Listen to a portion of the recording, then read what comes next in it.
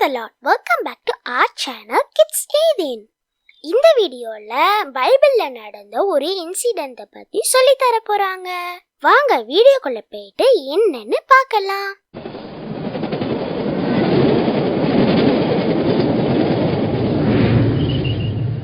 Kids Eden. Hi குட்டீஸ். So நம்ம நிறையா ஜீசஸ் குறித்து நிறையா நம்ம கற்றுட்டு வரோம்.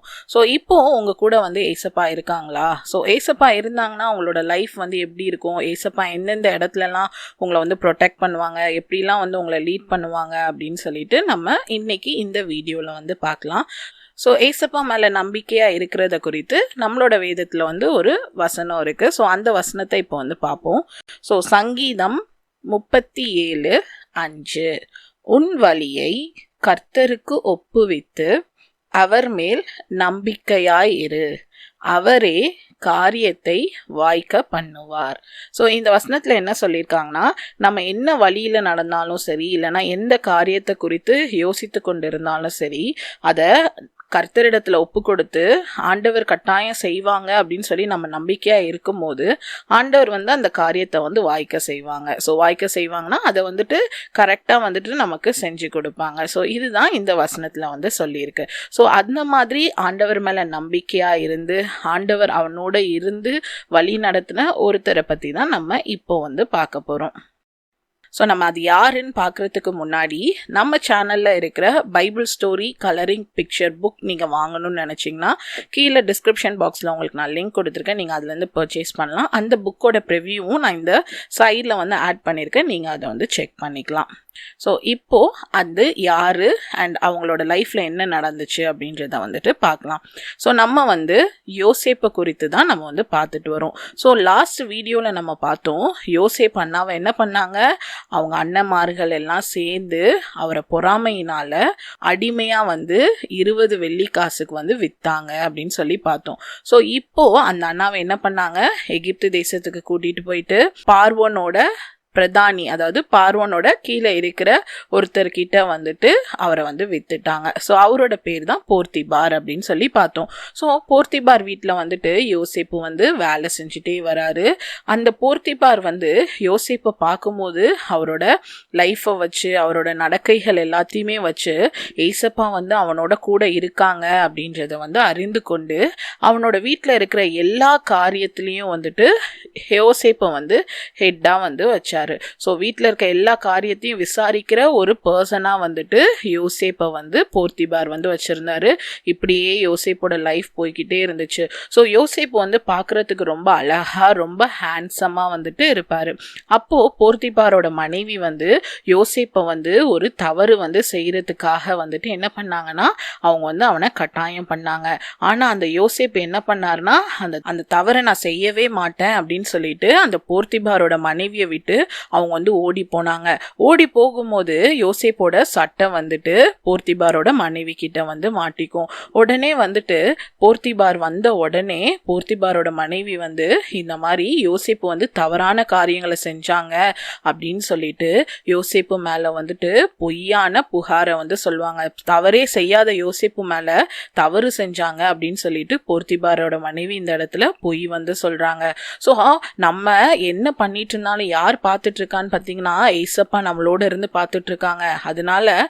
நீங்களும் இவங்கள மாதிரி என்னைக்குமே பொய் சொல்லக்கூடாது. பொய் சொன்னீங்கன்னா ஏசப்பாக்கு சுத்தமா பிடிக்காது. அதனால நம்ம என்னைக்குமே பொய்யே சொல்லக்கூடாது. ஏன்னா ஏசப்பா நம்மளை பார்த்துட்டே இருக்காங்க. ஸோ உடனே இந்த போர்த்திபாருக்கு பயங்கர கோவம் யோசேப்பை பிடிச்சி என்ன பண்ணிட்டாங்க, ஜெயிலில் போட்டுட்டாங்க. யோசேப்பு கூட ஏசப்பா இருந்தனால அந்த ஜெயிலில் இருக்கும்போது கூட ஜெயிலில் இருக்கிற அந்த ஹெட்டு யோசேப்புக்கு நிறைய ஹெல்ப் பண்ணாரு. ஸோ யோசேப்பு கூட ஏசப்பா இருக்காங்க அப்படின்றதையும் அந்த சிறைசாலையில இருந்த காவலருக்கும் தெரிஞ்சுது.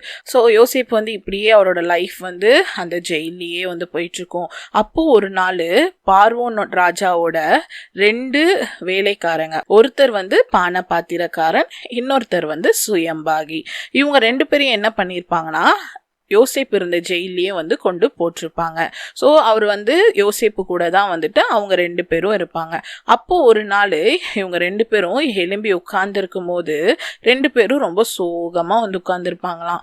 உடனே யோசேப்பு போயிட்டு, நீங்க ஏன் இவ்வளோ சோகமா இருக்கீங்க, உங்களோட முகம்லாம் ஏன் இவ்வளோ வாடி போய் இருக்கு அப்படின்னு சொல்லிட்டு வந்து கேட்பாரு. உடனே அவங்க 2 பேரும் சொல்லுவாங்க, எங்க 2 பேருக்கும் கனவு வந்து வந்துச்சு, ஆனா அந்த கனவோட விளக்கம் தான் யாருக்குமே தெரியல, யார் எங்களுக்கு சொல்லுவா அப்படின்னு சொல்லி சொன்னாங்க. உடனே யோசேப்பு சொன்னாங்க, கனவோட விளக்கத்தெல்லாம் தேவனால மாத்திரம் தான் என்ன பண்ண முடியும், விளக்க முடியும் அப்படின்னு சொல்லிட்டு, சரி உங்களோட சொப்பனத்தை வந்து சொல்லுங்க, உங்களோட கனவை சொல்லுங்க அப்படின்னு சொல்லி கேட்பாரு. உடனே வந்துட்டு பானை பாத்திரக்காரன் சொல்லுவாரு, இந்த மாதிரி வந்துட்டு ஒரு திராட்சை செடி இருந்துச்சு, அந்த செடியில வந்து 3 கொடிகள் வந்துட்டு படர்ந்து வந்துச்சு, வந்து நல்லா பூத்து நல்லா காய் காய்ச்சி பழங்கள் எல்லாம் வந்தது. அந்த பழத்தை எல்லாத்தையும் நான் ஒரு பாத்திரத்துல வந்து கலெக்ட் பண்ணி அதை வந்து என்ன பண்ண, ஜூஸா போட்டு பார்வோனுக்கு வந்து கொடுத்தேன் அப்படின்னு வந்து சொல்லுவாரு. உடனே யோசேப்பு வந்துட்டு அந்த கனவுக்கு வந்து அர்த்தம் வந்து சொல்லுவாரு.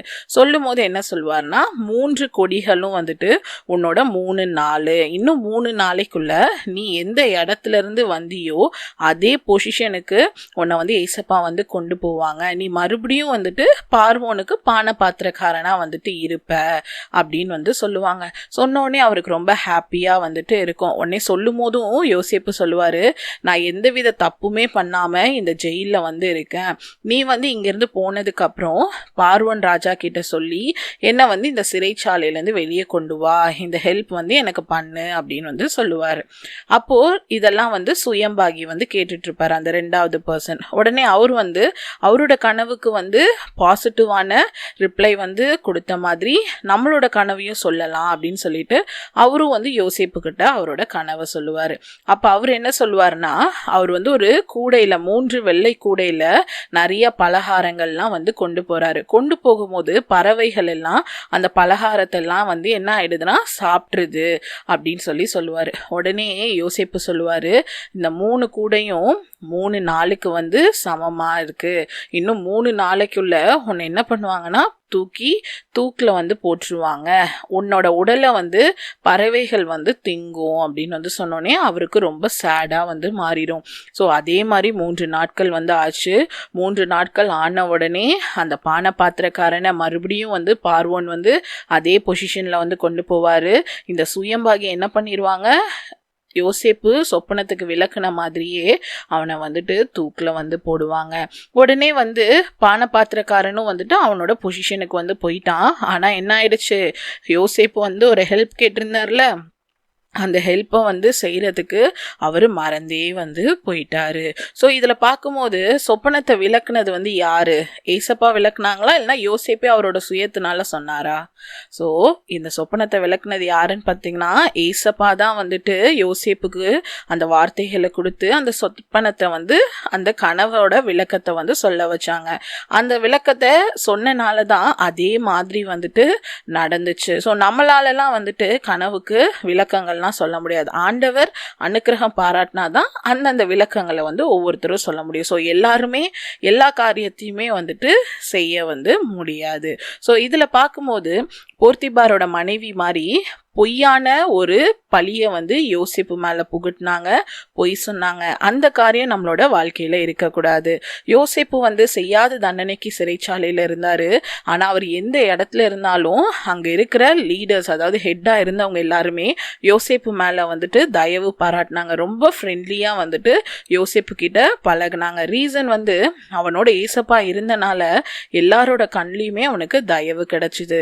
அதே மாதிரி தான் நம்மளோட லைஃப்பில் உங்கள் கூடயே ஏசப்பா இருக்கும்போது உங்களோட லைஃப்லயும் நீங்க கஷ்டத்துல இருந்தாலும் சரி, ஏசப்பா வந்து அந்த கஷ்டத்துலேருந்து வெளியே வரதுக்கான வழிகள் எல்லாத்தையுமே உங்களுக்கு உருவாக்கி தருவாங்க. அடுத்து வந்து யோசேப்புக்கு என்ன ஆச்சு, அவங்க சிறைச்சாலையிலேயே இருந்தாங்களா, அடுத்து என்ன நடந்துச்சு அப்படின்றத நம்ம அடுத்த வீடியோல வந்து பார்க்கலாம். ஸ்டோரியை கவனமா கேட்டீங்களா? அதுல சொல்லி கொடுத்ததை கண்டிப்பா ஃபாலோ பண்ணிடும், மறந்துடாதீங்க. அப்புறம் நம்ம சேனல்ல நிறைய இன்ட்ரெஸ்டிங்கான கலரிங் புக்ஸ், ஆக்டிவிட்டி புக்ஸ்லாம் இருக்கு. உங்களுக்கு அது வேணுமா? கீழே லிங்க் கொடுத்துருக்கேன். அப்படி இல்லைன்னா அமேசான்ல கூட வாங்கிக்கலாம். இது மாதிரி நிறைய இன்ட்ரெஸ்டிங்கான வீடியோ பார்க்கறதுக்கு நம்ம சேனலை சப்ஸ்கிரைப் பண்ணுங்க, இன்ஸ்டாகிராம்லயும் ஃபாலோ பண்ணுங்க.